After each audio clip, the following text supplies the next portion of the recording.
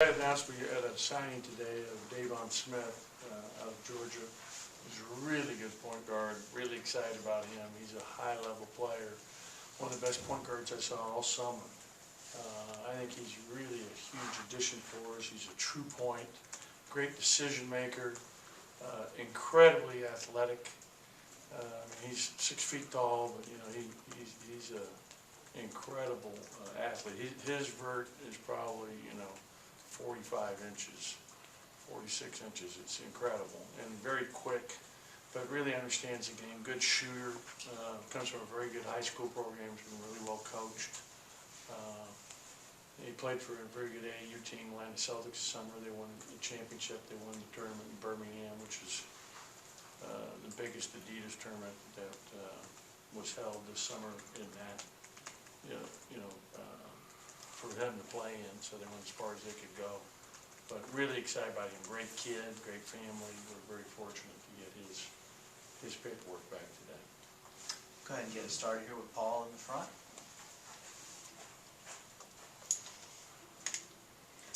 A couple questions. First on Davon. Your thoughts when you saw him this summer, what jumped off the page immediately that grabbed your attention? And then with your current team, obviously it's early, 2 games already into the season, but your thoughts so far on the guys at the 3 and the 4 that are able to rotate? Seems like you got more depth and versatility there this year. Yeah, on Davon, I saw him play in the spring and in the summer and was really impressed with him. He was really dominant in the summertime. Their team really came together and played very well. They had like 3 guards that are all really good high major players that played on that AAU team that were really special. He's just a great all-around player. I think he's going to be a great defender. But he's a guy, like when we're getting pressed, say, against FIU, he's just dribbling through it by himself. There's no issue. It's just go right through it. And you like to have that kind of quickness, that kind of explosiveness, that kind of guy that the other team's worried about being able to just stay in front of. And I think he brings a lot of toughness too. I think he's been playing basketball a long time. He's been very well coached, as I said. His coach in high school has done a great job with him. So we're very fortunate to have him. In terms of our 3 and 4, really right now we've been playing Reggie at the 4 and then backing him up with Keyshawn. Keyshawn's done a great job for us. I think he has 9 rebounds in each of our first 2 games. He's really performed very well for us. And then at the 3 spot, we've been playing Robert Warder, obviously starter, and we'll play DJ there some, and also Keyshawn some. I'm very comfortable. I mean, the more minutes we can play Keyshawn, the better the way he's playing. And so right now, we're playing 8 guys. Any questions for Coach with the microphone to you? Let's go ahead and give it to Garrick here to Coach's left on the front row.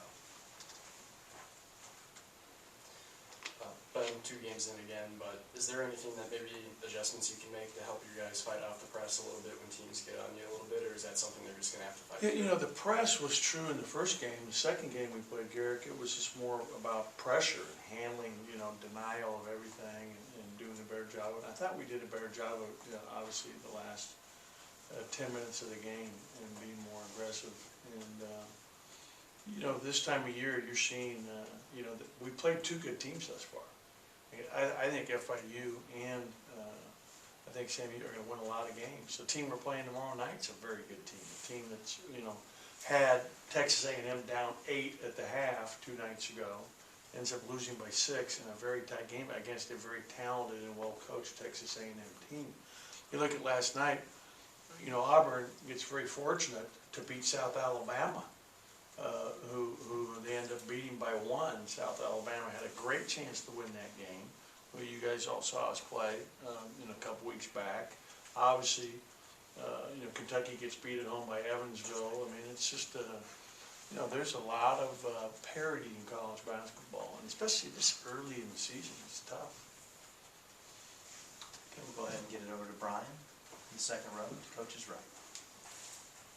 You sort of already hit on what I wanted to ask about, but the Kentucky game last night, Auburn, I think Murray State was up 10 on Tennessee at one point. you've been coaching a long time. Is this as much parity, just not just within the conference, but top to bottom in college basketball that you've seen? Yeah, I think it is. That's what makes our tournament so exciting at the end of the year. Anybody can be anybody on a given night. And, this time of year in particular, when you have teams that are veteran teams, like tomorrow night we play a team that starts 3 seniors and 2 juniors. So the South Alabama team that we beat in an exhibition game, I think their first 6 guys were all seniors, or 5th-year seniors. So you have all that experience playing against younger teams. Auburn's a younger team. I mean, I think that Auburn against South Alabama 2 months from now will be a different game than it is, last night.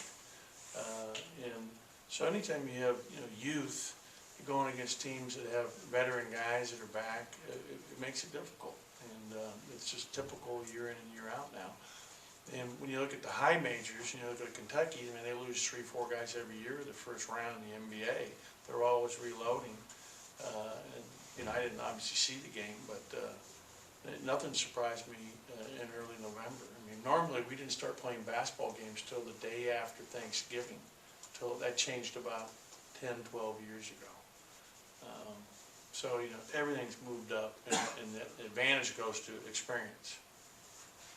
Get it to Logan to the right, first row. Last year, Keyshawn was in foul trouble quite a bit. It seemed like he may have averaged a foul a minute, kind of when he was in the game. How much has he grown, and how much have y'all worked with him in that regard, and grown in that? I think what's helped him the most is just the fact that he's so much quicker and more athletic with the less weight that he's carrying around. And he was carrying around muscle. It wasn't like he was fat in any way. No one's ever accused him of that, but he's just so much more bouncy and athletic. But I also think, his learning, he's learned how to play really hard. I mean, that's one thing that when I watched him in high school, I told him this yesterday, I was most worried, is he going to be able to come in and learn how to play as hard as you need to play? And he has done that and then some. I think he's playing as hard as anybody in our program. That's what I love most. I think he's just playing with reckless abandon, and you see how he's attacking the rebounds. He had a big rebound late in that Sam Houston game where he came in and just kind of grabbed it, and he didn't really get it. It came to somebody else, but if he hadn't have gotten in there with reckless abandon, they would have got the offensive rebound. I mean, he's doing a great job for us in so many ways. And he's playing with a real confidence of a guy that looks like he's played a lot the previous 2 years, when in reality he didn't play a lot of minutes, but he got a lot of experience every day. And I think he also knows he's earned it. This summer, when everybody went home for their summer break, he stayed here and stayed in the weight room. And he was here working out the whole time. And he's really earned what he's getting. That's what's a beautiful thing. When you see a kid earn, his opportunity to have some success. He tweaked his shoulder the other day in practice 2 days ago, and I about, we lost it because we can't afford anybody to get injury, and it was just, he got hit 2 different ways on a right shoulder, where he had torn labrum in his left shoulder from a freshman year, but he's okay. We'll keep it to coach's right and go to the second row, and Tyler. Sure, you'd prefer if Tyson didn't have to play 39, 40 minutes. So how important is it going to be for Iverson not to get 3 fouls, 5 turnovers like he had the other day, so maybe he could slide over the point and put DJ at the 2 for extended periods of time? Yeah, we need him to definitely get him more rest, there's no question. And, Iverson watched the film twice, so he's been able to learn from it. I thought he had a real good practice yesterday. We had 2 good practices yesterday and the day before, so I think that was really good for our team leading up to this next set of games. And he had a good practice yesterday, and I really asked Nick to try to put on as much pressure as possible every time that Iverson has the ball, so he can get used to it, to what he's going to see. And Nick's been good for Iverson, and Iverson's learning. You got to play lower with the ball, and you just got to have. We're getting better. I mean, he's made freshman mistakes, and I think he's gaining some confidence based on the last 2 practices to deal with the kind of pressure he's going to see here moving forward. Back to the middle, and Brian. Your 2 games so far this year, 15 fouls, 13 fouls, so not a lot of fouls. I don't think you've been in the double bonus in either game. And obviously, against Florida International, shot a lot of threes, but not so much against Sam Houston State. Defensively, is that something that pleases you to see that, hey, we're getting good defense and we're not having to foul, we're not putting the team on the free throw line? Yeah, we're not fouling, and that's been a real positive. You're always trying to play without fouling, and that was a problem for us my first couple of years here. We talked about that, I think, going into year 3, and really made it an emphasis.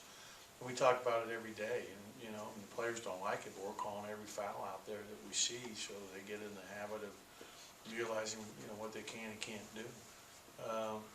But that's big for us because, we've got to stay out of foul trouble. And you saw in the first game, we did get in foul trouble, and it was DJ Stewart that had 2 fouls, which then, put us into a rotation where, Tyson again had to play a ton of minutes because of foul trouble in the backcourt. And we've got to continue to stay out of foul trouble. And, I was really happy with our half-court defense in both games. I think both of the last 2 games, where if our turnovers that we've had have turned into easy baskets. You threw those out, and you said you took those easy layups out of the game from our turnovers and just looked at our half-court defense, it would be like 30% or below. It's been very good.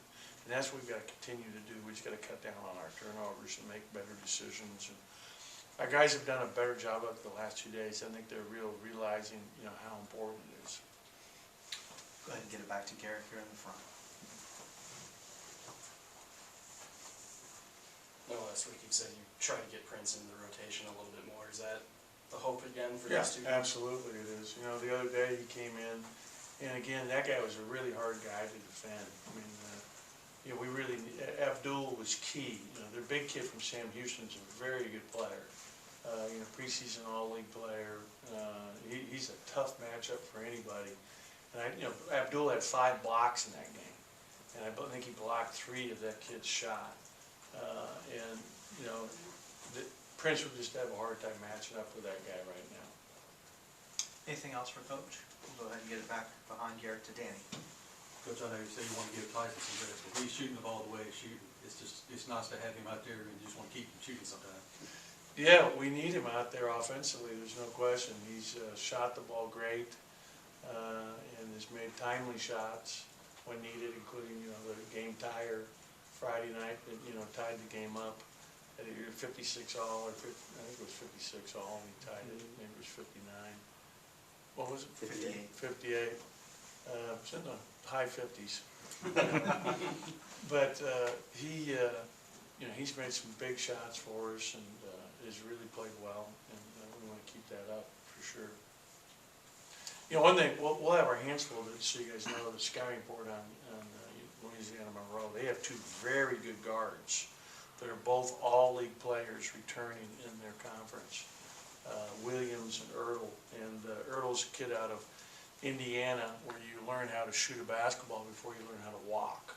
And you can see that in this kid. This kid's just got a stroke, it's unbelievable. And Williams is really a good slasher, can also shoot the 3. So we have our hands full, and they're a well-coached team. So again, this is another tough game with 2 experienced, really high-level guards. So it'll be a good test for us tomorrow night. Thanks.